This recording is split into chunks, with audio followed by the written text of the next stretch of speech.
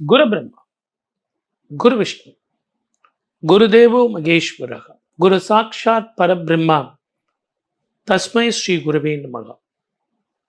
என் அன்பு spiritual talk Tamil நேயர்கள் அனைவருக்கும் என் அன்பு வணக்கங்கள்.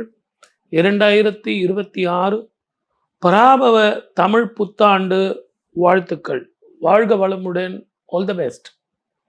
ஆயுள், ஆரோக்கியம், ஐஸ்வர்யம், மன நிம்மதி, சந்தோஷம் எல்லாம் உங்கள் குடும்பத்தில் சந்தோஷமாக வாழணும் அப்படிங்கிறது என்னுடைய சின்ன கோரிக்கை. 12 ராசிகளுக்கு எப்படி இருக்கும் இந்த தமிழ் வருஷம் அப்படின்னு பார்க்கலாம்.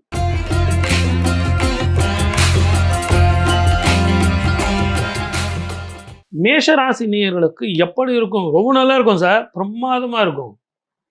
7.5 சனி நடந்துக்கிட்டு இருக்குன்னு பயப்படுறீங்களா? இந்த 7.5 சனி தான் ஒரு சில பேருக்கு கிள்ளி கொடுக்க மாட்டான், அள்ளி கொடுப்பான். ஏன்னா ஒரு சில பேருக்கு 2வது சுற்றாக இருக்கும். வருமானங்கள் கூடும். 12ஆம் இடத்துல இருக்கக்கூடிய சனீஸ்வரர் உங்களுக்கு அற்புதமான பலத்தை, பணபலம், படைபலம், செய்யும் தொழிலில் மேன்மை, ப்ரமோஷன், அதிக சம்பளம். இது வரைக்கும் நான் மேலதிகாரிகள் கிரிப்பில் மாட்டிக்கிட்டு ரொம்ப கஷ்டப்பட்டேன் சார், ப்ரமோஷனே வரல அப்படிங்கிறவங்களுக்கெல்லாம் இப்போ கிடைக்கும். வெளிநாடோ, வெளி மாநிலமோ, வெளி ஊரோ போனீங்கன்னா முதல்ல உங்களுக்கு வருமானம் கிடைக்கும். ஸ்திர சொத்துக்கள் சேரும். வீடு வாங்கலாமா? வாங்கலாம். கார் மாற்றலாமா? பழைய காரை கொடுத்துட்டு புது கார் வாங்கலாமா? வாங்கலாம்.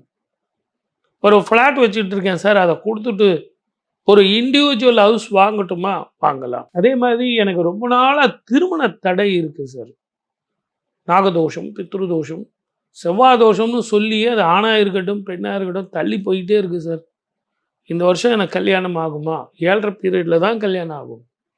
2வது குரு வேற பார்க்க போகிறார். அற்புதமான வாழ்க்கை வரும். உங்களுக்கு சிம்மத்துக்கு வரைக்கும் குரு போக போகிறார் அதிசாரமாக. அப்போ உங்களுக்கு இந்த வருஷம் முழுவதும் வருமானம், மன நிம்மதி, சந்தோஷம், ஆயுள், ஆரோக்கியம். வெளிநாட்டில் போய் படிக்கிற பசங்க ரொம்ப அற்புதமாக படிக்கலாம். அதே நேரத்தில் படிச்சுக்கிட்டே வேலை கிடைக்குமா சார்? நான் ஃபாரினில் இருக்கேன் சார், யூஎஸ் சுத்தமாக மூடிட்டாங்களே, எனக்கு கிடைக்குமா?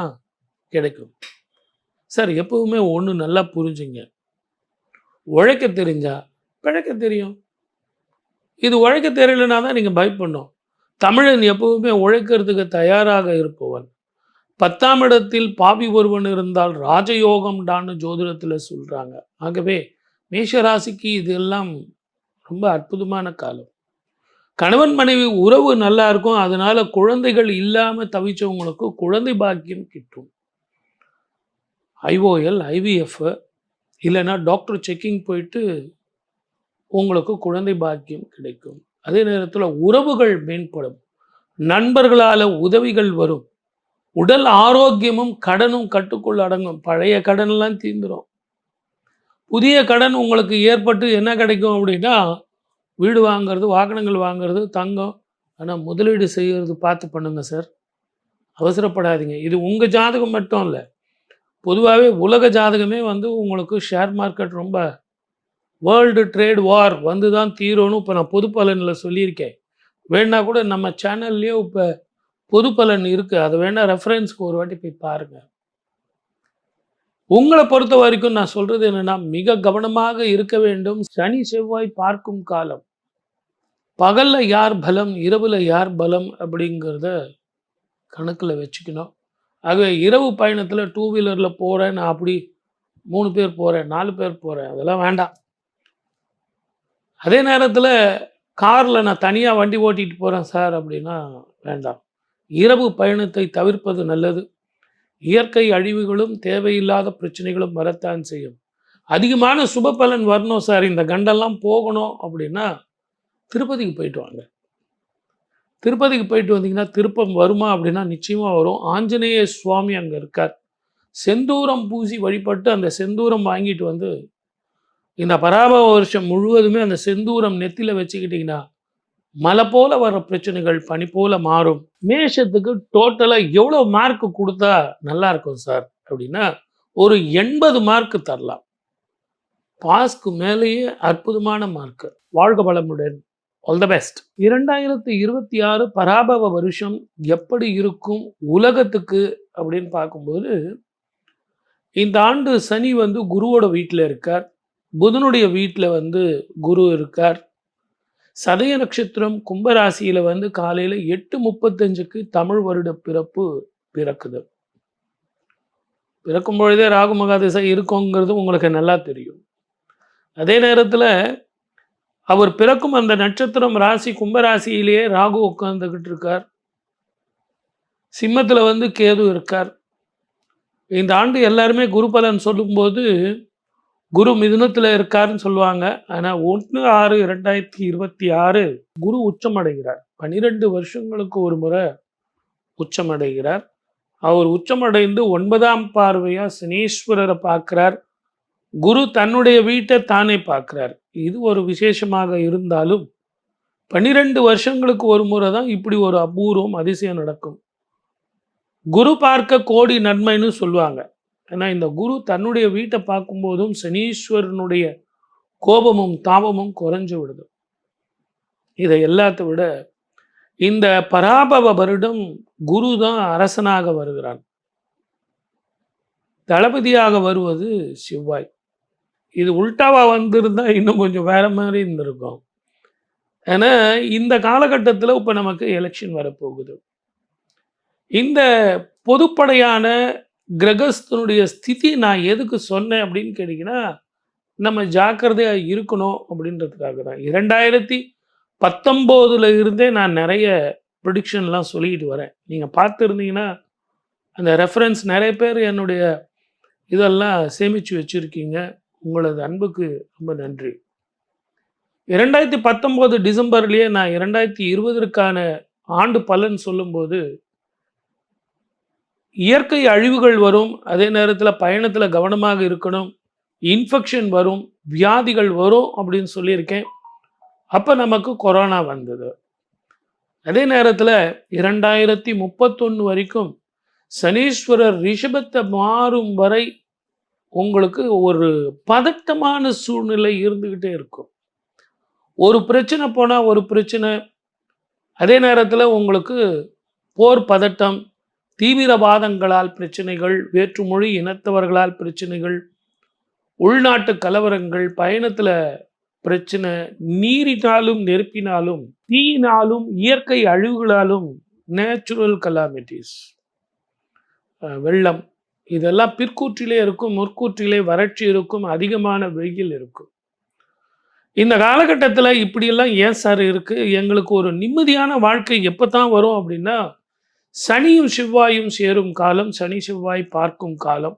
இதை எல்லாத்த விட 2019 இருந்தே தனுசுல 4 கிரகங்கள், மகரத்தில் 4 கிரகங்கள், கும்பத்தில் 4 கிரகங்கள், மீனத்தில் 4 கிரகங்கள் சேர்க்கை. யாரெல்லாம் யாரோடெல்லாம் சேரக்கூடாதோ அவங்களோட சேர்றது தான் இப்படிப்பட்ட ஒரு பதட்ட நிலை. போர் பதட்டம், விலைவாசிகள் ஏற்றம், பொருளாதார வேர்ல்டு வார் வந்தே தீரும். பொருளாதாரத்தில் வேர்ல்டு வார். ரெண்டாவது, இப்போ நடக்கிற ஈரான் இஸ்ரேல் பிரச்சனை கூட நல்லா யோசித்து பாருங்க.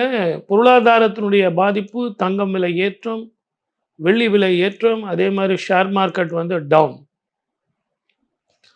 ஆனால் இந்த குண்டெல்லாம் போடுறாங்க இல்லையா, இந்த குண்டெல்லாம் போட்ட பிறகு அதனுடைய தாக்கம் உங்களுக்கு வேற மாதிரி இருக்கும். உடல் ஆரோக்கியத்தை பாதிக்கும். ஸ்கின் சம்பந்தமான பிரச்சனைகள், வயிறு, நரம்பு சம்பந்தமான பிரச்சனைகள், போர் பதட்டம் ஒரு பக்கம் நமக்கு வைப்ரேஷனை கொடுத்ததுன்னா, போர் முடிஞ்ச பிறகு மருத்துவ செலவுகளுக்கான பிரச்சனைகள் கொடுக்கும். உலகமெங்கும் அந்த இன்ஃபெக்ஷன் இருக்கும். மொத்தத்தில் 2026 பராபவ வருஷம் கொஞ்சம் கவனமாக இருந்தால் மழை போல வர்ற பிரச்சனைகள் இந்தியாவுக்கு எதுவும் வராது. தமிழ்நாட்டை பொறுத்த வரைக்கும் எலெக்ஷன் வந்து ஏப்ரல் மாதம் 23ஆம் தேதி அமையிறதும், மே மாதம் 4ஆம் தேதி அக்னி நட்சத்திரம் ஆரம்பிக்கும் காலத்தில் முடிவுகள் வர்றதும் புதிய முகம்தான் முதலமைச்சராக வருவார். நீங்கள் நினைக்கிற சினிமா நடிகர் அல்ல. என்னுடைய கால்குலேஷனை பொறுத்த வரைக்கும் நான் எந்த கட்சியும் சேராதவன். நான் யாருக்கும் சொல்ல வேண்டிய அவசியம் இல்லை. அவங்கவுங்க உழைக்கிறாங்க, அவங்கவுங்க ஜெயிக்கிறாங்க. என்னுடைய கணிப்புல சினிமாவினுடைய யுகம் அரசியல்ல முடிஞ்சிருச்சு அப்படின்னு நான் நினைக்கிறேன். அதே நேரத்தில தெரிந்த புதுமுகம் உங்களுக்கு புதிய முகம் முதலமைச்சராக வருவார் அப்படிங்கிறது என்னுடைய கணிப்பு. மக்களாட்சி தான் அமையும். மக்கள் யாரெல்லாம் விரும்புகிறார்களோ இப்பெல்லாம் மௌன புரட்சி மௌனியாக இருக்காங்க.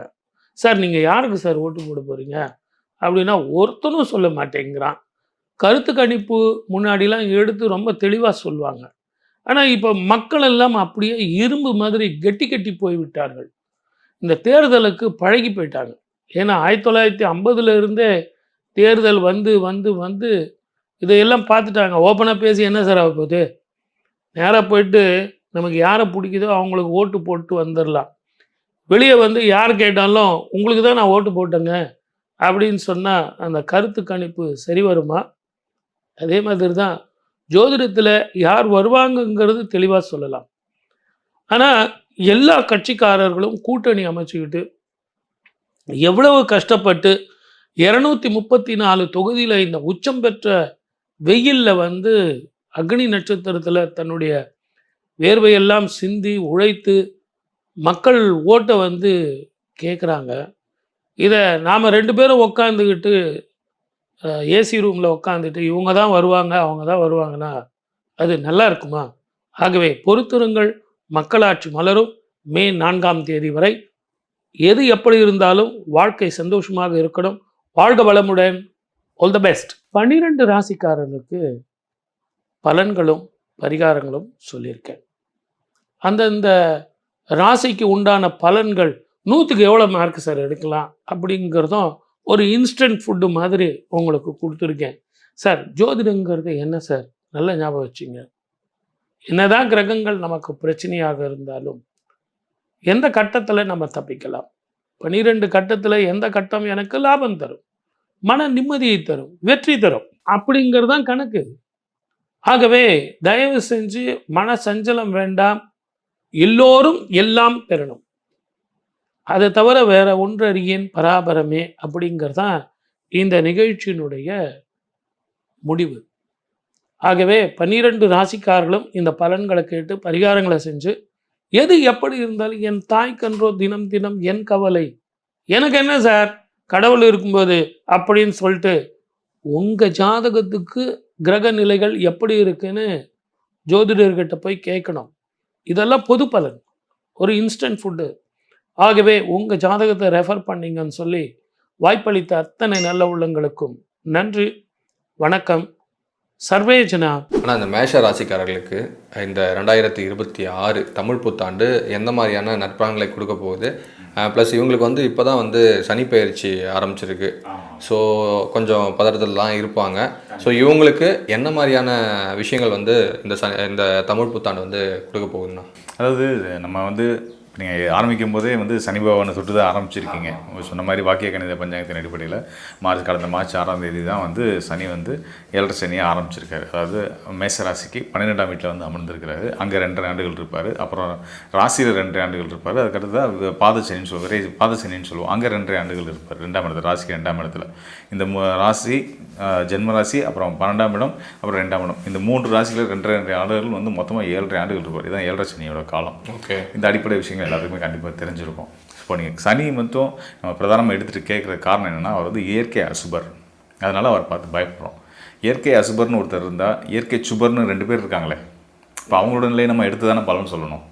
இப்போ என்ன பண்ணிடுறோம் அப்படின்னா, சனி வந்துட்டார், 7.5 சனி ஆரம்பிச்சிருச்சு, கண்ட சனி ஆரம்பிச்சிருச்சு, அஷ்டம சனி ஆரம்பிச்சிருச்சு, உங்கள் வாழ்க்கை கஷ்டம்தான்ட்டு சொல்லிடக்கூடாது.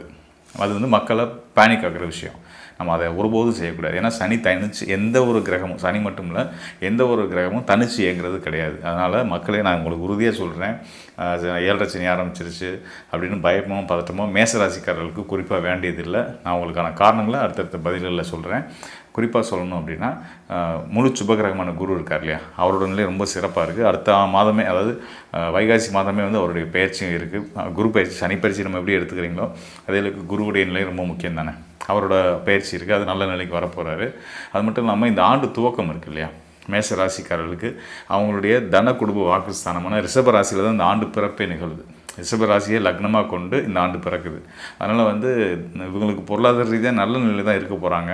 அது மட்டும் இல்லாமல் இந்த ஆண்டு துவங்கக்கூடிய ஏப்ரல் 14ஆம் தேதி வந்து பார்த்திங்கன்னா இருக்கக்கூடிய அந்த கோச்சார நிலை அதுதான் இந்த ஆண்டோட துவக்கம்.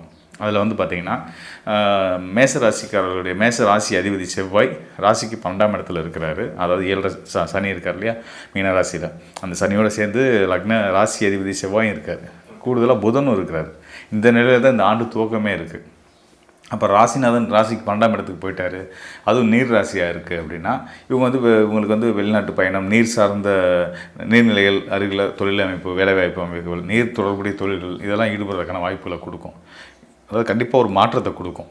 சனி பயிற்சியும் தமிழ் புத்தாண்டு ஆரம்பித்த பின்னாடி அந்த புத்தாண்டு காலத்தில், அதாவது தமிழ் புத்தாண்டு ஆரம்பிக்கக்கூடிய அன்றைய நாளில் இருக்கக்கூடிய கோச்சார அமைப்பின் போய் அடிப்படையில் வந்து செவ்வாய் ராசிநாதனே 12ஆம் இடத்துக்கு வந்துட்டதுனால கண்டிப்பான முறையில் தொழில் சார்ந்த மாற்றம், இருப்பிட மாற்றம் இதெல்லாம் வந்து அடுத்து வர காலங்களில் கண்டிப்பாக நடக்கும். அந்த மாற்றத்துக்கு அப்புறம் வாழ்க்கையில் நல்ல முன்னேற்றங்கள் கண்டிப்பான முறையில் இருக்குன்றதை நம்ம தெரிஞ்சுக்கலாம். சரி, அந்த 7.5 சனி வந்து பிரச்சனை பண்ணாது அப்படின்ற மாதிரி சொல்லியிருக்கீங்க. மற்ற கிரகங்களுடைய பார்வை இருக்கிறதுனால இருக்காதுன்னு சொல்கிறீங்க. ஸோ இப்போ இவங்களுக்கு வந்து அடுத்த கட்டமாக எப்போவுமே வந்து பொருளாதாரத்தை தான் வந்து எல்லாருமே அடிப்படையாக இருந்தால் தான் அவங்க சந்தோஷமாக இருக்க முடியும். ஸோ இவங்களுக்கு பொருளாதார நிலை எப்படி இருக்குது, மற்ற நிலைகள்லாம் எந்த மாதிரி இருக்குண்ணா? ஆமாம், நல்ல விஷயம். அதாவது இப்போ நம்ம சொன்ன மாதிரி 7.5 சனி அதை நினச்சி பயந்துகிட்டே இருக்க வேணாம். ஏன்னா ராசி பலன் அப்படின்றது வந்து பார்த்திங்கன்னா கோச்சார பலன் அப்படின்றது ராசி அடிப்படையில் வச்சு சொல்கிறது தான். ராசின்றது சந்திரன் எங்கே இருக்கோ அதுதான் நம்மளுடைய ராசி. சந்திரன் தான் மனோகாரகன். அதனால் மனசில் என்ன நம்புகிறோமோ அதுதான் நிச்சயமாக நடக்கும். அதனால் வந்து மனசில் நல்லது மட்டுமே விதைப்போம், நல்லது மட்டுமே நம்புவோம். கண்டிப்பாக 7.5 சனி தொந்தரவு பண்ண மாட்டார், துன்பம் பண்ண மாட்டாருன்னு நான் சொல்லிடுறேன். காரணம் ஏனைய மற்ற கிரகங்கள் சுக்கிரன், குரு, புதன் இவங்களாம் இருக்காங்களே, பஞ்சபூத கிரகங்கள் இருக்காங்க, நிழல் கிரகங்கள். சனி ஒரு பக்கம் 12ல் மறைஞ்சு 7.5 சனியாக இருந்தால் கூட சனியை போல வேலை செய்யக்கூடிய இன்னொரு கிரகம் ராகு, அவர் லாபஸ்தானத்தில் இருக்கிறாரு, 11ஆம் இடத்துல இருக்கார். அப்போ ராகு லாபத்தை கொடுக்க தானே செய்வார். சனி ஒரு பக்கம் விரயத்தை கொடுத்தாலும், ஒரு பேச்சுக்கு சொல்கிறேன், விரயத்தை கொடுத்தா கூட லாபஸ்தானத்தில் இருக்கிற ராகு சனியை கூட பலம் வாய்ந்தவர், அவர் நல்ல லாபத்தை கொடுக்க தானே செய்வார். அப்படின்றபோது பொருளாதார நிலை நல்லா தான் இருக்கும். அதுக்கு இன்னொரு முக்கியமான காரணம் இருக்குது. இப்போ தற்சமயம் அந்த ஆண்டு துவக்கத்தில் வந்து பார்த்திங்க அப்படின்னா தூங்குற நாளில் குரு வந்து மிதுன ராசியில் இருந்துகிட்ருக்காரு. குரு வந்து தனக்காரகன் மேச ராசிக்கு வந்து பாக்யநாதன் அவர் தான் அதிர்ஷ்டங்களை கொடுக்கக்கூடியவர். அவர் 3ஆம் இடத்துல, அதாவது மேச ராசிக்கு 3ஆம் இடமான மிதுன ராசியிலிருந்து அவருடைய பார்வை ராகு மேலே விழுது. ராகு லாபஸ்தானத்தில் இருக்கக்கூடிய ராகு, பொதுவாக லாபஸ்தானன்ற 11ஆம் இடம், 11ஆம் இடத்துல இருக்கக்கூடிய அசுபகரங்கள் நல்ல யோகங்களை நம்மளோட வெற்றிக்கு உதவுற விஷயங்களை தான் செய்வாங்க. உபஜய ராசின்னு சொல்லுவாங்க, வெற்றிக்கு உதவுற ஸ்தானம்னு சொல்லுவாங்க. அங்கே இருக்கக்கூடிய அசுபகர்கள் யாராக இருந்தாலும் நல்லது தான் செய்வாங்க. அந்த வகையில் ராகு நல்லது தான் செஞ்சிட்ருக்காரு மேசராசிக்காரர்களுக்கு. கவனிக்க வேண்டியது, சனியை விட உச்ச பலம் பெற்றவர் யாருன்னா ராகு தான். இங்கே நவகிரகங்கள்லேயே அதீதமான பலம் கொண்டவர் யாருன்னா ராகு தான். சரிங்களா? இப்போ அந்த ராகுவுக்கு சுபத்துவத்தன்மையை மிதுனத்திலேருந்து குரு கொடுத்துட்ருக்காரு தன்னோட பார்வை மூலிமா, 9ஆம் பார்வை மூலிமா. இந்த ராகு குரு இணைவு அப்படின்றது வந்து பார்த்திங்கன்னா பார்வை தொடர்பு மூலமாக இணைகிறாங்க இல்லையா, இந்த இணைவு வந்து குபேர யோகம்னு சொல்லுவோம். ஸோ சொல்லப்போனால் மேச ராசிக்காரர்கள் குபேர யோக காலத்தில் இருந்துக்கிட்டு இருக்கிறாங்க. அதனால் குபேரர் ஆக போகிறாங்களா? ஆல்ரெடி அவங்க அது நடந்துகிட்டு இருக்காது. ஆனால் அவங்க மனசில் ஒரு பயம் பதட்டம் இருக்கிறதுனால இதை பற்றி அவங்களால உணர முடியல. சரியான பாதையில் தான் போயிட்டுருக்காங்க. ஆனால் 7.5 சனி இந்த மாதிரியான ஏனைய ஒரு சிலருக்கு அவங்களுடைய சுயஜாதகமும் ஒரு காரணமாக இருக்கும். அவங்களோட தசாபுத்திகள் பிரச்சனைக்குரிய காலமாக இருக்க வாய்ப்பு இருக்குது. அதனால் வந்து அதெல்லாம் அந்த காரணம் எடுக்கணும். நம்ம 7.5 சனியை மட்டும் எடுத்துக்கூடாது. அவங்களுக்கு தெரிஞ்ச ஒரே கெட்டவன் இவன் மேலே பழிய தூக்கி போட்டுருவோம் அப்படின்னு போடுறது ரொம்ப தவறான செயல். ஏன்னா குருவோட பார்வையில் ராகு இருந்து லாபத்தை கொடுத்துக்கிட்டு பொருளாதார ஏற்றத்தையும் கொடுத்துட்ருக்கிறாரு. இதுக்கு அடுத்த காலகட்டங்கள்லையும் பார்த்திங்கன்னா குரு வந்து நம்ம முன்னாடியே சொன்ன மாதிரி கடகத்துக்கு உச்ச வீட்டுக்கு வர போகிறார். அவர் தான் தனக்காரகன் உச்ச வீட்டுக்கு வந்துட்டாரே வந்து பொருளாதாரம் மேம்பட போகுதுன்னு அர்த்தம். குறிப்பாக மேசராசிக்காரர்களுக்கு. ஏன்னா மேசராசிக்கு பாக்கியங்கள் அதிர்ஷ்டங்கள் கொடுக்கக்கூடியவர் அவர் தான். 4ஆம் கேந்திரமான கடகராசிக்கு வந்து அங்கேருந்து பொருளாதார முன்னேற்றங்கள் நிச்சயமான முறையில் கொடுப்பாரு. இதோட முக்கியமான நீங்கள் கவனிக்க வேண்டிய விஷயம் என்னென்னா, ராகுவுக்கு பார்வை கொடுத்துட்டு இருக்கக்கூடிய குரு வந்து அடுத்ததாக சனிக்கு பார்வை கொடுக்க ஆரம்பிச்சிருவார். 4ஆம் இடத்துக்கு வந்தாச்சு, கடகராசிக்கு வந்துட்டார் அப்படின்னா 12 ஆண்டுகளுக்கு பின்னாடி வந்த பின்னாடி அவரோட பார்வை வந்து தன்னோட வீட்டில் மீன ராசியில் இருக்கக்கூடிய சனி பகவானுக்கு 7.5 சனி காலத்தில் இருக்கிற சனி பகவானுக்கு பார்வையை கொடுத்துருவார். குரு பார்வையோடு இருக்கிற சனி வந்து பணப்புழக்கத்தை முதல் விஷயம் குரு சனி திரிகோண இணைவு அப்படின்னு சொல்லுவோம். மீனத்தில் சனியும் அவருக்கு 5ஆம் இடமான கடகத்தில் குருவும் இருந்தாங்க அப்படின்னா அது வந்து 2 பேர்த்துக்குமான திரிகோண தொடர்புன்னு சொல்லுவோம். இந்த திரிகோண தொடர்பில் இருந்தாங்க அப்படின்னா வந்து பணப்புழக்கம் முதன்மையாக நல்லாயிருக்கும். நல்ல வேலை வாய்ப்புகள் கண்டிப்பாக வேலை இல்லாமல் இருக்கிறவங்களுக்கு மே 26க்கு அப்புறம் நிச்சயமாக நல்ல வேலைகள் கிடைக்கும். இப்போ வந்து முயற்சி பண்ணுங்கள், அதுக்கு முன்னாடியே கிடைக்கிற வாய்ப்பு இருக்குது தான். அது போக புது வேலைக்கு முயற்சி பண்ணிகிட்ருக்கவங்க, வெளிநாட்டு பயணங்கள், வெளிநாட்டு வேலைக்காக முயற்சி பண்ணுறவங்க, கல்விக்காக வெளிநாட்டு போய் படிக்கிறதுக்கு முயற்சி பண்ணுறவங்களுக்குலாம் வந்து அதுக்கான வாய்ப்புகள் கண்டிப்பாக இருக்குது. ஓகே, அது மூலமாக அவங்களோட பொருளாதாரமும் நிம்மதியாக தான் இருக்குன்றதை நான் தெரிவிச்சுக்கிறேன். ஓகேண்ணா. பொதுவாக இப்போ இவங்க வந்து குபேர யோகம் வந்து கிடைக்கும் அப்படின்ற மாதிரி சொல்லியிருக்கீங்க. இப்போ வாழ்க்கையே வந்து ஒட்டுமொத்தமாக மாறப்போகுது. ஸோ அப்படி இருந்தாலும் இந்த பதட்டமாக இருக்காங்க அப்படின்னீங்கள, அதுக்காக எந்த மாதிரியான இறை வழிபாடு, ஏதாவது ஒரு இறை நம்பிக்கையை எடுத்துக்கிட்டால் இன்னும் கொஞ்சம் அவங்களுக்கு சுமூகமாக இருக்கும்ல லைஃபு? ஸோ ஏதாவது ஒரு இறை வழிபாடு சொல்லுங்கண்ணா. இதில் வந்து பதட்டம் வந்து உண்மையிலே ரொம்ப தவறான ஒரு விஷயம். பதறாத காரியம் சிதறாதுன்னு நம்ம பெரியவங்க சொல்லுவாங்க. அதனால் எந்த விஷயத்தையும் எப்போயுமே இந்த மேசராசிக்காரர்கள் அவங்களுக்கு இல்லாத தைரியம் வேறு யாருக்கும் இருக்காது. அந்தளவுக்கு ரொம்ப துணிச்சலானவங்க, நேர்மையானவங்க, ஒரு அதிகார பண்பு கொண்டவங்கன்னு வச்சுக்கோங்களேன். ஒரு நிர்வாகத்திறன் படைத்தவர்கள் அவங்க. நீங்கள் ஒரு நிர்வாகத்தில் இருக்க தலைமை பொறுப்பில் இருக்கிறவரே பதட்டமானார்னா மற்ற மக்கள் என்ன ஆவாங்க? ஸோ அதனால் வந்து மேசராசிக்காரர்கள் எதை பற்றியுமே நீங்கள் பயமோ பதட்டமோ கவலையோ பட வேணான்றதை நான் உங்களுக்கு முதல்ல சொல்லிக்கிறேன். ஏன்னா பயமும் பதட்டமும் உங்களுடைய ஆரோக்கியத்துலேயும் சில தொந்தரவுகளை கொண்டு வரும்.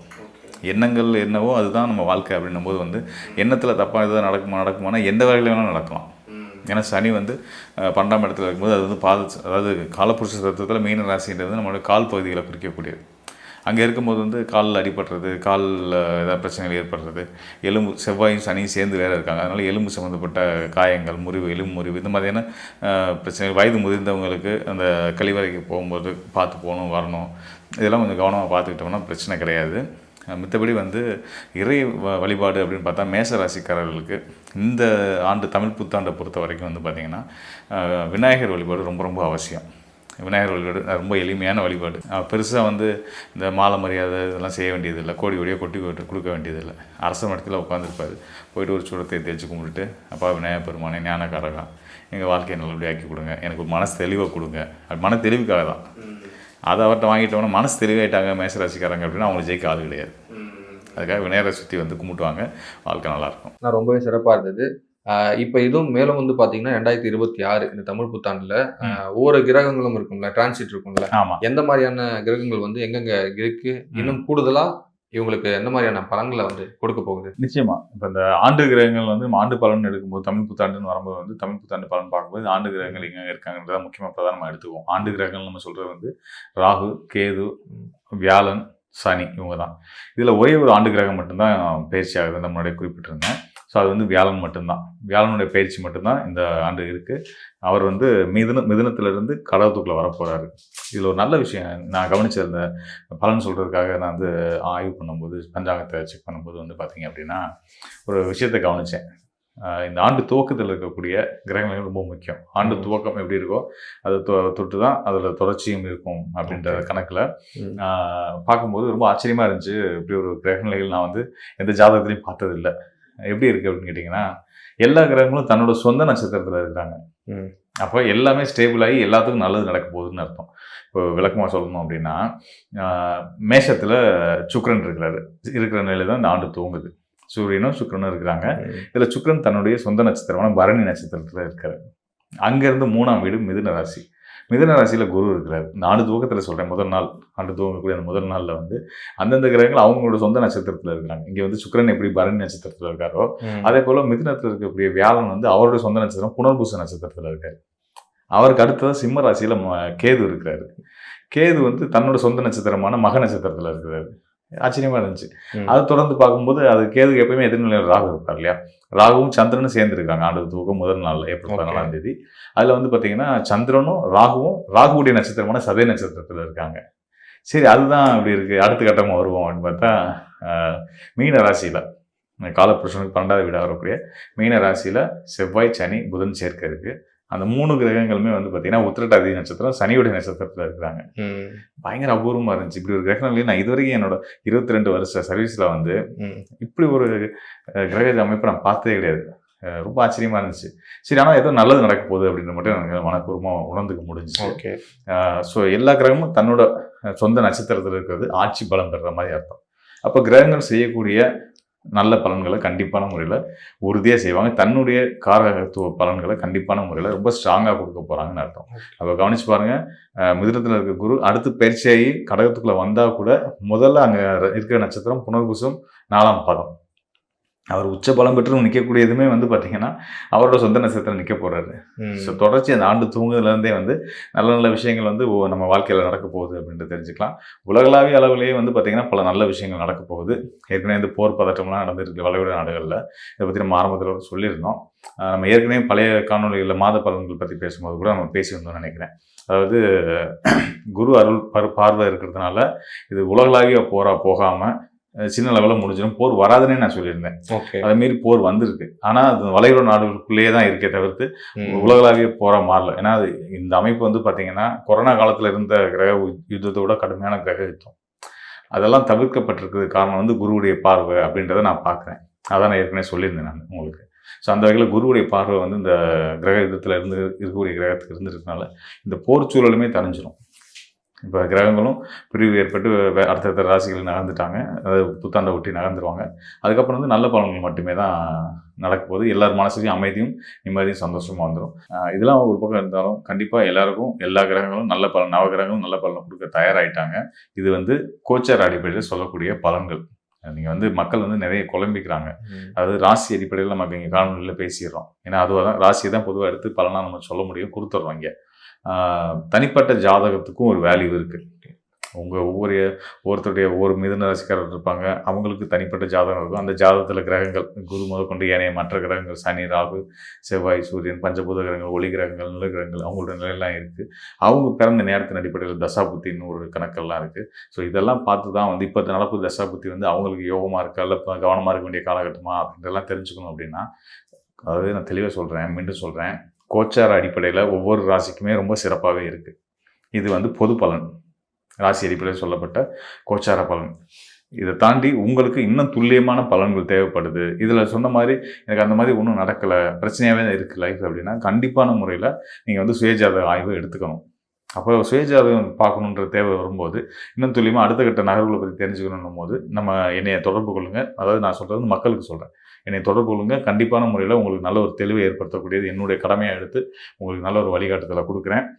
மீண்டும் வந்து உங்களுக்கு நான் வந்து இந்த தமிழ் புத்தாண்டு வாழ்த்துக்களை சொல்லிக்கிறேன். இந்த ஆண்டு வந்து உங்களுக்கு எல்லா வகையிலையும் உங்களுடைய நல்ல நோக்கங்கள் எல்லாமே வெற்றி ஆகணும் அப்படின்னு நான் இறைவனை வேண்டி விடைபெறுகிறேன். ஓகே, நான் ரொம்ப இந்த தமிழ் புத்தாண்டு பாருங்க ரொம்பவே எல்லாருக்கும் பயனுள்ளதாக இருக்கணும். ரொம்ப ரொம்ப நன்றி. நன்றி, மிக்க மகிழ்ச்சி. தைரியம், தன்னம்பிக்கை, எதையும் சாதிக்க முடியுங்கிற மிகப்பெரிய ஆளுமை குணம் கொண்ட யாருன்னு தெரிஞ்சு போச்சா? உங்களை பற்றி தான் பேச போகிறோம்.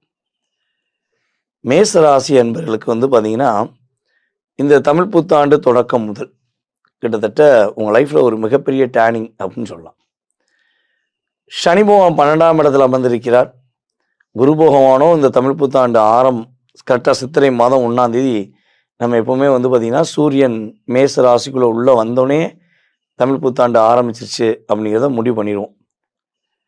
அப்படி பார்க்கும்போது உங்களுடைய ராசிக்குள்ளே சூரியன் வருகின்ற இந்த அற்புதமான மாதம், இந்த மாதம் முதல் உங்களுடைய வாழ்க்கையில் என்னென்ன மாற்றங்களை 12 மாதங்களும் நீங்கள் பெற போகிறீங்க அப்படின்னு சொல்லி தெளிவாக செக் பண்ணி பார்த்தா மெயினாக வந்து பார்த்திங்கன்னா கிட்டத்தட்ட மிகப்பெரிய மன அழுத்தம், மிகப்பெரிய போராட்டம். இந்த மன அழுத்தம் என்பது மேசராசி என்பர்களுக்கு கிட்டத்தட்ட எத்தனை வருடமாக இருக்குன்னா மேக்சிமம் வந்து பார்த்திங்கன்னா 3 வருடமாக இருக்குது. இப்போ கொஞ்சம் ரீசெண்டாக ஒரு 9 மாத காலமாக நிறைய மன அழுத்தத்தை சந்திச்சிட்டிங்க. யாரெல்லாம் ரொம்ப கேர் பண்ணீங்களோ அவங்களுடைய அதை சுய ரூபத்தை காட்டக்கூடிய தன்மையில காட்டிட்டாங்க. அப்போ உங்களுடைய வாழ்க்கையில் நீங்கள் உங்களுக்காக வாழக்கூடிய காலம், நீங்கள் உங்களுக்காக உங்களுடைய ஒவ்வொரு விஷயங்களையும் செயல்படுத்தக்கூடிய ஒரு அற்புதமான காலம் எப்போ உருவாகுது அப்படின்னா கிட்டத்தட்ட சித்திரை மாதம் முதல் உருவாகுது. மேக்சிமம் ஆனி முதல் அற்புதமாக இருக்க போகுதுன்னு சொல்லலாம். ஏன்னா என்னதான் இருந்தாலும் சனி பகவான் 12ஆம் இடத்துல இருக்காரு. அப்போ சனி பகவானுடைய தாக்கம் பொருளாதார விஷயங்கள் உங்களுக்கு ரொம்ப சிக்கலை கொடுக்குது. கிட்டத்தட்ட ஒரு வருட காலமாக மேசராசிக்காரர்களாகிய உங்களுக்கு நிறைய பொருளாதார தடை, அதுபோல் சில மேச ராசிக்காரங்களுக்கு வந்து பார்த்திங்கன்னா கொடுத்த வாக்கை காப்பாற்ற முடிங்கிற ஒரு போராட்டமும் இருந்துச்சு. ஸோ இந்த அத்தனை விதமான செயல்பாடுகள்லையும் நீங்கள் எதிர்பார்க்குறது என்னென்னா, நம்ம மனசார எதை நினச்சி செய்கிறோமோ அதை அப்படியே முடிக்கணும். மனதுக்குள்ள ஒரு குழப்பத்தோடு இருக்கக்கூடிய தன்மையிலேருந்து வெளியே வரணும். நம்மளாக இருக்கணும் அப்படின்னு தான் நீங்கள் எதிர்பார்க்குறீங்க. ஸோ உங்களுடைய எதிர்பார்ப்பு ஆனி மாதம் முதல், இந்த 2026 ஆனி மாதம் முதல் உறுதியாக நிறைவேறப்போகுது.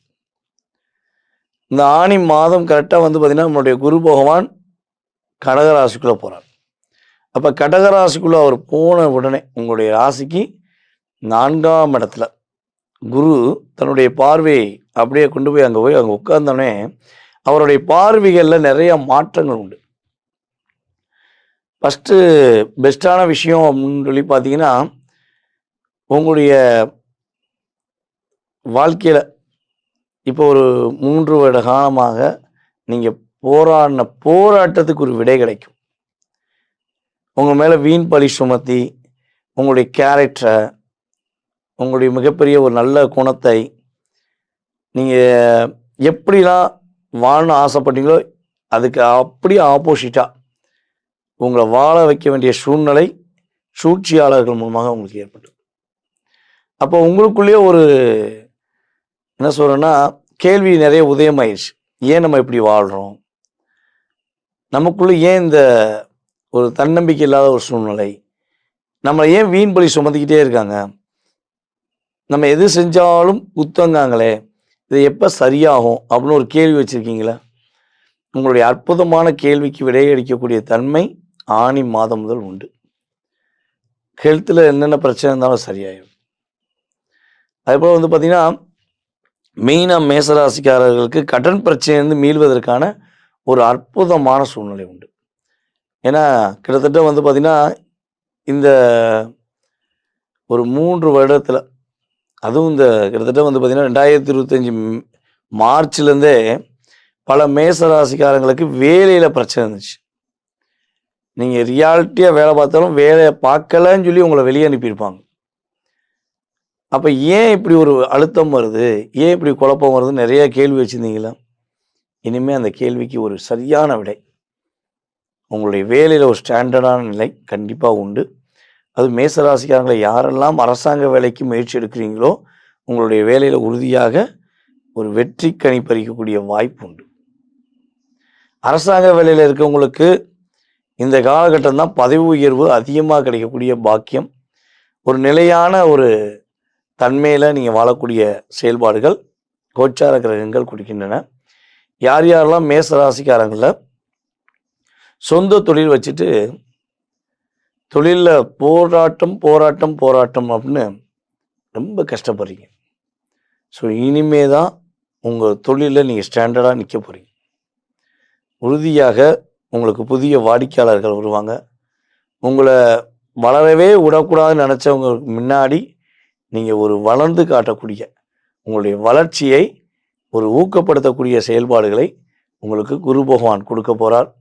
அவருடைய அற்புதமான பார்வை மூலமாக அசால்ட்டாக சமாளிக்க போகிறீங்க. ஸோ நீங்கள் கவனமாக இருக்க வேண்டிய விஷயம் என்னன்னா, இந்த புத்தாண்டில் பொருளாதாரம் சிறப்பாக வரும். ஓகேவா? பொருளாதாரம் உங்களுக்கு தேவைக்கு ஏற்றவாறு இந்த புத்தாண்டு முதல் சித்திரை மாதம் முதல் ஆனி மாதத்திலேருந்து அற்புதமாக இருக்க போகுது. ஆனால் இருந்தாலும் அந்த பொருளாதாரம் சார்ந்த விஷயங்களை நீங்கள் என்ன பண்ணணும், கரெக்டான செலவுகளுக்கு பயன்படுத்தணும். தேவையில்லாத செலவுகளை பயன்படுத்தி உங்களுக்கு சிக்கலை உண்டு பண்ணக்கூடாது. சுப விரய செலவு பயன்படுத்தலாம். சுப விரய செலவுனா என்னென்னா, ஒரு வீடு கட்டக்கூடிய செயல்பாடு, உங்கள் வீட்டில் திருமணத்துக்கான விஷயங்கள், உங்களுக்கு தேவையான ஒரு நல்ல பொருட்களை பயன்படுத்தக்கூடிய நல்ல பொருட்களை என்ன பண்ணலாம், நீங்கள் வாங்கி வைக்கலாம். ஸோ இதெல்லாம் பண்ணும்போது ஒரு உறுதியாக தேவையில்லாத ஒரு என்ன சொல்கிறேன்னா, மனசார கஷ்டப்பட்டு வேலை பார்த்து சேர்த்து வச்ச ஒரு பொருளாதாரத்தை நீங்கள் இழக்காமல் பாதுகாக்க முடியுங்கிறது நிதர்சனமான உண்மை. அதேபோல் யாருக்குமே வாக்கு கொடுக்கக்கூடாது. உங்களுடைய குழந்தைகள் விஷயங்களை கவனமாக இருக்கணும்.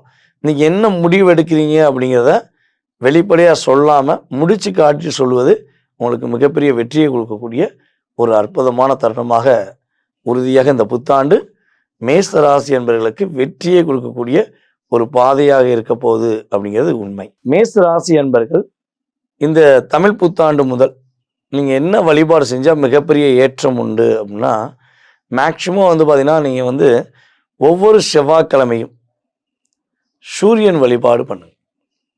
ஓகேவா? சூரியன் வழிபாடுனா சிவன் கோயிலில் போய் சூரிய பகவானை பார்க்கணும், மனசார அவரை கும்பிடணும்.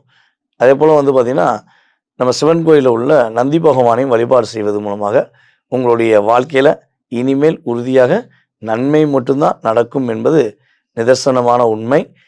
இந்த தமிழ் புத்தாண்டு உங்களுடைய வாழ்க்கையில் எத்தனை % கொடுக்கலாம் அப்படின்னா, இந்த தமிழ் புத்தாண்டு முதல் மேச ராசிக்காரங்களுக்கு குறைந்தது 75% வெற்றியை கொடுக்கக்கூடிய ஒரு வாய்ப்பாக இருக்கும் என்பது நிதர்சனமான உண்மை.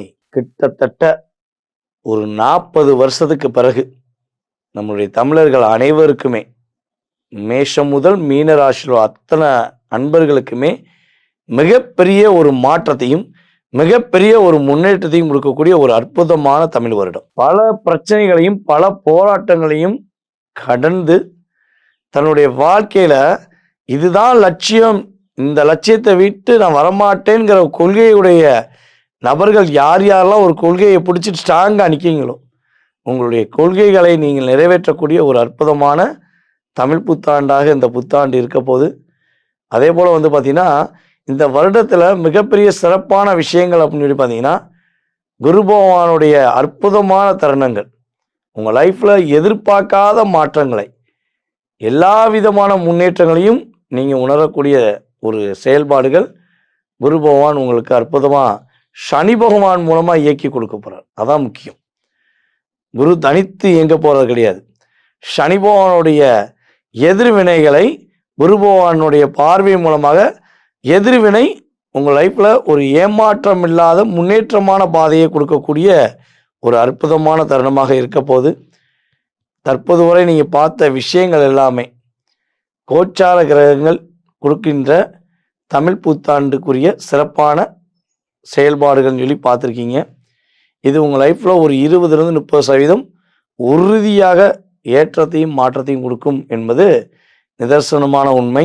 இதை தாண்டி உங்கள் மனசில் நிறைய கேள்விகள் இருக்கலாம். உங்களுடைய எதிர்காலம் சம்மந்தப்பட்ட கடந்த காலம் சம்மந்தப்பட்ட விஷயங்களை நீங்கள் தெரிஞ்சுக்கணும்னு ஆசைப்பட்டீங்கன்னா கீழே உள்ள வாட்ஸ்அப் நம்பருக்கு உங்களுடைய டீட்டெயில்ஸ் அனுப்பிவிடுங்க.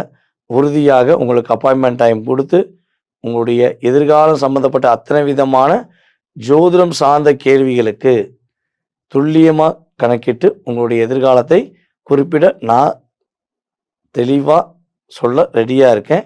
ஸோ அதுக்கு நீங்கள் என்ன பண்ணணும், உறுதியாக நம்மளை கான்டாக்ட் பண்ணணும். ஓகேவா? ஸோ உங்களுடைய வாழ்க்கையில் எல்லா வளமும் பெற்று எப்பொழுதும் நீங்கள் மகிழ்ச்சியாக வாழ எல்லாமல்ல சிவபெருமானின் ஆசீர்வாதம் உங்களுக்கு கிடைக்கப்பெற்று நீங்கள் வெற்றி பெற உங்களை வாழ்த்துகிறேன். நான் உங்கள் வாழ்க நலமுடன் ஜோதிடர் டிஜே சுந்தரபாண்டி, சிவகாசியிலிருந்து. மேஷ ராசி மேஷ லக்னம். சூப்பருங்க.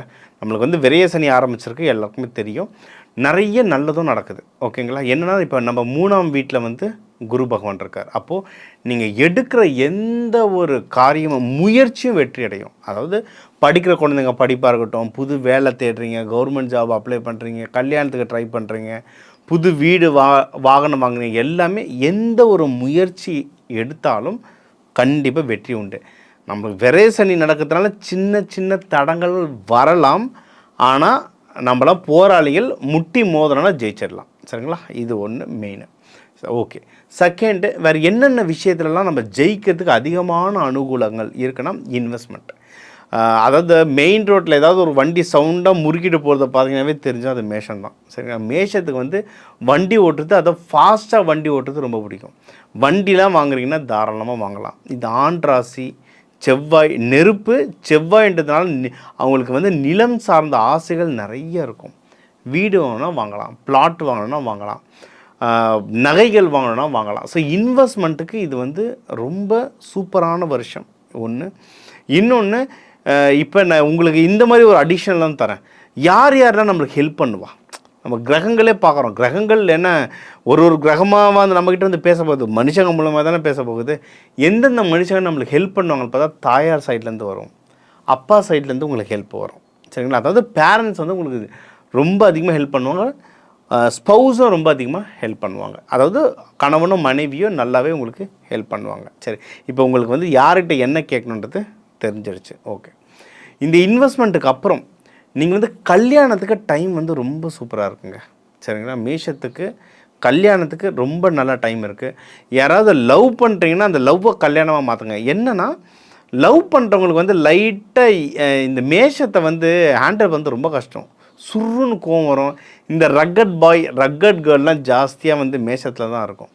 ஆனால் என்ன பியூட்டினா, அந்த லவ் வந்து எப்போயுமே ஒன்றா இருக்கும். ஒரு சைடு சண்டை போடுவாங்க பயங்கரமாக, ரோட்லேயே அடிச்சுக்கும்.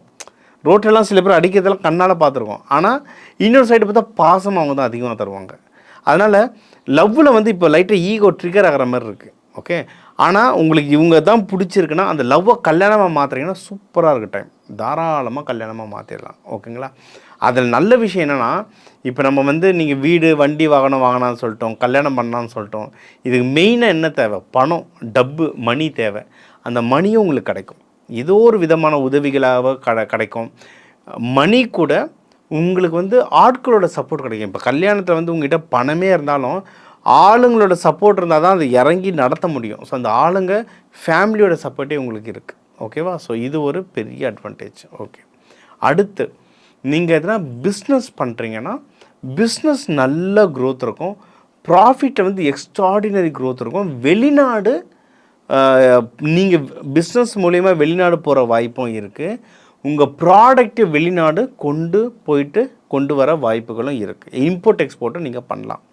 இதில் ஒரு கேட்ச் என்ன அப்படின்னா, இந்த வருட பருப்பு வச்சு பார்க்கும்போது உலகத்தில் நிறைய இடத்துல போராட்டங்கள் நடக்குங்க. நிறைய இடத்துல போராட்டங்கள் நடக்கும். நம்ம கவர்மெண்ட் பாலிசிஸே நிறைய விஷயங்கள் மாறும். இன்னொன்று, அங்கங்கே சப்ளை செயினோடைய தேக்கம் இருக்கும். அதாவது இந்த இம்போர்ட் எக்ஸ்போர்ட் பண்ணுற கப்பல், ஃப்ளைட், இதிலெல்லாம் அங்கங்கே தேக்கங்கள் இருக்கும். ஸோ வெளிநாட்டுக்கு போகிறவங்களாக இருந்தாலும் இல்லை வெளிநாட்டோட இம்போர்ட் எக்ஸ்போர்ட் பண்ணுறவங்க வந்து கொஞ்சம் ஜாக்கிரதையாக இருக்கணும். ஒரு நாட்டுக்கு இப்போ வேலைக்கு ஒரு அசைன்மெண்ட்டுக்கு உங்களை அனுப்புகிறாங்க அப்படின்னா அந்த நாட்டில் நம்ம எம்பசி கரெக்டாக இருக்கா, நான் இந்த நாட்டுக்கு போயிட்டு, ஏன்னா நம்ம ஃபஸ்ட்டில் சிரியாவில் சண்டை அந்த மாதிரி பேசுவோம். இப்போ பார்த்தா துபாயிலே பாம்பு போட்டிருக்காங்க. அதனால் ரொம்ப ஹையஸ்ட்டு சேஃபஸ்ட்டு கண்ட்ரி இந்த வேர்ல்டுலேயே பாம்பு போடுறாங்க. அதனால் நீங்கள் போகிற கண்ட்ரி வந்து கரெக்டாக இருக்கான்றதை செக் பண்ணிவிட்டு போனீங்கன்னா சூப்பர். அதே மாதிரி நீங்கள் வந்து இம்போர்ட் எக்ஸ்போர்ட் பண்ணுறீங்கன்னா அந்த எந்த கம்பெனி கொடுக்குறேன், எந்த நாட்டுக்கு அனுப்புகிறேன், அவங்ககிட்ட இந்த கிரெடிட்லாம் சிலது இருக்குது. கிரெடிட் லெட்டர்ஸ், முன்னாடி அட்வான்ஸ் பணம் வாங்குறது, இதெல்லாம் வாங்கிட்டிங்கன்னா நம்ம வந்து சேஃபாக இருக்கலாம். இதுதான் ப்ராக்டிக்கல் பரிகாரம். சரிங்களா? எல்லாத்தையும் நம்ம கொடுத்துட்டு அதுக்கப்புறம் ஐயா கொடுத்தேன் காசை போயிடுச்சு எதனா பரிகாரம் சொல்லுங்கள் அது திரும்பி வர்றதுக்குன்னா தெரில. சரிங்களா? அதனால் இதுதான் ப்ராக்டிக்கல் பரிகாரம். முன்னாடி அட்வான்ஸ் வாங்கிக்கோங்க, தெளிவாக சொல்லுங்கள், இத்தனை இஷ்யூஸ் போயிட்டுருக்குங்க, I need at least 50% of the பேமெண்ட்டுன்னு சொல்லி வாங்குங்க. அப்போது நம்ம தப்பிச்சுக்க வாய்ப்பு இருக்குது. தராதவனை தான் நீங்கள் சந்தேகப்படணும். தரலைன்னா இப்போ இவன் ஏதோ ஒரு தில்லாலங்கடி வேலை நடக்குதுன்னு புரிஞ்சுக்கணும். சரிங்களா? ஸோ இது இருக்குது. வேலைக்கு போகிறவங்க கொஞ்சம் ஜாகிரதையாக இருங்க. ஏன்னா அன்வான்ட் பாலிட்டிக்ஸ் வரும். ஹெல்த்து பத்திரமா பார்த்துக்கோங்க. சரிங்களா? ஏன்னா இது ஏற்கனவே சூட் உடம்பு. இப்போ கிளைமேட் சேஞ்ச் வேறு ரொம்ப ஜாஸ்தியாக நடக்குது. உங்களுடைய இந்த அடிவயிறு எரிச்சல், ஓவர் சூடு, இந்த மாதிரி விஷயங்களை மட்டும் கொஞ்சம் ஹெல்த்தை நல்லா கான்சன்ட்ரேட் பண்ணுங்கள். விரதம் அதிகமாக எடுங்க. விரதம் எடுக்க உங்களுடைய பாடியோட மெட்டபாலிசம் வந்து ரொம்ப நல்லாவே ஸ்ட்ராங் ஆகும். சரிங்களா? ஸோ இந்த வருடம் உங்களுக்கு வந்து நல்லபடியாக நடக்கிறதுக்கு நீங்கள் வழிபட வேண்டிய தெய்வம் முருகர், வள்ளி தெய்வானை. டிஃபால்ட் செவ்வாய் வீடு அவங்க சூப்பராக இருக்கும். அடுத்து துர்கை, காளி, இவங்களை வழிபடலாம். சரிங்களா? காளி வீட்டில் காளி வழிபாடு பண்ணுறது ரொம்ப கம்மி. துர்கை வழிபாடு ஜாஸ்தியாக பண்ணலாம். யோக நரசிம்மர் அவருடைய வழிபாடு நல்லா பண்ணலாம். கோவில்களில் அன்னதானம் கொடுக்குறது ஒரு பக்கம், அன்னதானம் செய்யறதுக்கு கேஸ் வாங்கி தருது, விறகு வாங்கி தருது, இதெல்லாம் பண்ணுங்கள். ஏன்னா இதெல்லாம் நெருப்பு சம்மந்தமாக வரும். நீங்கள் வந்து நெருப்பு வீடு, ஆண் வீடு, நெருப்பு வீடு. ஸோ விறகுகள், கேஸ் வாங்கி தர்றதும் ரொம்ப நல்லது. அன்னதானம் கொடுக்க தந்தால் தக்காளி சாதம் கொடுங்க. உங்கள் செவ்வாய்க்கு தக்காளி சாதம், சாம்பார் சாதம்லாம் கொடுக்க உங்களுக்கு மென்மேலும் இந்த தமிழ் புத்தாண்டு வெற்றி தரும். மேலும் நம்ம வந்து இப்போ ஒரு 12 கோடி தமிழர்கள் இருக்காங்கன்னா ஒரு ராசியும் ஒரு கோடி பேர். அவங்க எல்லாருக்கும் நம்ம பொதுவாக சொல்லியிருக்கோம். என்னென்ன சொல்லியிருக்கோம்? பொதுவாக வாழ்க்கை எப்படி இருக்கும், திருமண வாழ்க்கை எப்படி இருக்கும், திருமணம் எப்போ ஆகும், மகப்பேறு எப்போ கிடைக்கலாம், உங்களுக்கு வந்து ஜாப் என்ன மாதிரி அமையும், பிஸ்னஸ் எப்படி இருக்கும், அதோட ப்ராஃபிட் எப்படி இருக்கும், வெளிநாடு யார் போகலாம் போக முடியாது, ஹெல்த் எப்படி இருக்கும், அதுக்கப்புறம் அப்பா அம்மாவோட உறவுகள் எப்படி இருக்கும், இன்வெஸ்ட்மெண்ட் எப்படி இருக்கும், அது மாதிரி ஒரு 10-15 பாயிண்ட்டு கிட்ட கவர் பண்ணிட்டோம் முக்கியமான விஷயங்கள்லாம். சரிங்களா? ஒவ்வொரு ராசிக்கும் தேவையான ஒரு 10-15 பாயிண்ட் கவர் பண்ணியிருக்கேன். அதுக்கான தெய்வ வழிபாடுகள், அதுக்கான பரிகாரங்களும் சொல்லியிருக்கேன். சரிங்களா? இது வந்து பொதுவாக உங்களுக்கு சொல்லியிருக்கேன். ஒரு இஷ்யூக்கும் டிஃபர் ஆகும், ஒரு ஜாதகத்துக்குமே டிஃபர் ஆகும். சரிங்களா? நான் எனக்கு கொடுத்துருக்க இந்த 10 நிமிஷத்தில் எவ்வளோ கவர் பண்ண முடியுமோ நான் கவர் பண்ணியிருக்கேன். மேலும் உங்களுக்கு ஒன்றும் டீட்டெயில்ஸ் எனக்கு குறிப்பிட்டு இந்த விஷயம் வேணும் சார் அப்படின்னா எனக்கு கால் பண்ணுங்கள். உங்களோட ஜாதகத்தை பார்த்து ஒன்றும் கிளியராக கொடுக்குறேன். இது வந்து நம்ம வந்து இந்த தமிழ் புத்தாண்டுக்கு பார்த்துருக்கோம். இந்த தமிழ் புத்தாண்டில் நிறைய அரசியல் ரீதியாக நிறைய பாலிசிஸ் சேஞ்ச் ஆகும். அந்த பாலிசிஸ் மக்களான நம்மக்கிட்ட தான் வந்து நிற்கும். அதுக்கு நம்ம வந்து தயாராக இருக்கணும். இன்னொன்று, இதில் வந்து நிறைய கால பருவநிலை மாறப்போகுது. அதாவது நார்த்தில் தான் மழைலாம் பிச்சுட்டு பெய்ய போகுது. ஆனால் நமக்கும் ஒரு சில பாதிப்புகள் வரும். விலைவாசி உயர்வுலாம் அதிகமாக வரும். அதான் முக்கியமாக தங்கம், வெள்ளி, பெட்ரோல், டீசல் விலைலாம் ஏறும். கமோடிட்டிஸ் மார்க்கெட் ரொம்ப ஏறும். ஏன்னா அங்கங்கே தேக்க நிலை வரும், சப்ளை செயினில் தேக்க நிலை வரும். இது நமக்கு எதுக்கு சொல்கிறேன்னா, பணத்தை சேமிங்க. அனாவசியமாக எதுவும் செலவு பண்ணிடாதீங்க, பணத்தை சேமிங்க. அப்போ தான் நமக்கு டஃப்பான டைம் வரும்போது அதை கொடுத்து நம்ம சரி பண்ணிக்க முடியும். இது எல்லாமே தாண்டி ஒரு ப்ராக்டிக்கலாக நிறைய உங்களுக்கு இந்த விதைகள் பற்றி, கலர்கள் பற்றி நிறைய உங்களுக்கு பரிகாரம் சொன்னாலும் கடைசியில் தெய்வத்தை ஏன் சொல்கிறேன்னா, கடைசியில் அவர்கிட்ட தான் போய் நிற்கணும். அதனால் நீங்கள் என்ன படிப்பு படிச்சிருக்கலாம், நீங்கள் பணக்காரர், ஏழையா, என்ன வேணால் இருக்கலாம். கடைசியாக இல்லை முதல்ல தெய்வத்தை நினச்சிக்கோங்க. உங்கள் ராசி லக்னத்துக்குன்னு ஒரு தெய்வம் சொல்லியிருக்கேன். அந்த தெய்வம் மூலியமாக தான் எதுவாக இருந்தாலும் செயல்படும். சரி, நம்ம குலதெய்வம் கூட சொல்கிறோம். இந்த குலதெய்வமான இந்த ராசி லக்னம் உங்கள் அந்த டிஎன்ஏ மூலியமாக தான் செயல்படுது. அதனால் உங்களுடைய மெயின் தேவதை, அந்த தெய்வங்களை நீங்கள் பிடிச்சுக்கிட்டிங்கன்னா உங்கள் வாழ்க்கையில் எல்லா சகல செல்வங்களும் வரும். சரிங்களா?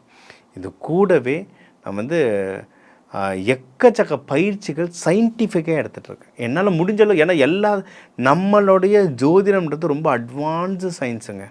இப்போ இருக்க சயின்ஸ் இப்போ தான் கேட்சப் பண்ணிட்டு வராங்க. அதனால் எவ்வளவு டேட்டா எடுத்து ப்ரூஃப் காட்ட முடியுமோ காட்டிகிட்ருக்கேன். ஆனால் சயின்டிஃபிக்காக நம்ம ஒரு இத்தனை வருஷ கர்மாவை ஒரு கோவிலில் போய் ஒரு பரிகாரம் பண்ணால் அப்படி சரியாயிட்டோன்னா அப்படிலாம் சரி ஆகாது. யாராலையும் சரி பண்ணவும் முடியாது. நம்ம தான் கழிக்கணும். ஆனால் என்னென்னா அந்த கர்மாவை ஸ்மார்ட்டாக கழிக்கலாம். விதைகள் மூலயமா நிறைய பயிற்சிகள் இருக்குது, கலர்கள் மூலிமா நிறைய பயிற்சிகள் இருக்குது. அதெல்லாம் சொல்லித்தரேன். இந்த நம்பர் இருக்குது, கால் பண்ணுங்கள். இந்த தமிழ் புத்தாண்டு இந்த திருவண்ணாமலையிலேருந்து அண்ணாமலையார், உண்ணாமலை அம்மன் ஆசீர்வாதத்தால் நீங்கள் எல்லாரும் நல்லா இருக்க டாக்டர் டிவைன் தினேஷின் அன்பான வணக்கங்கள். வாழ்க வளத்துடன்.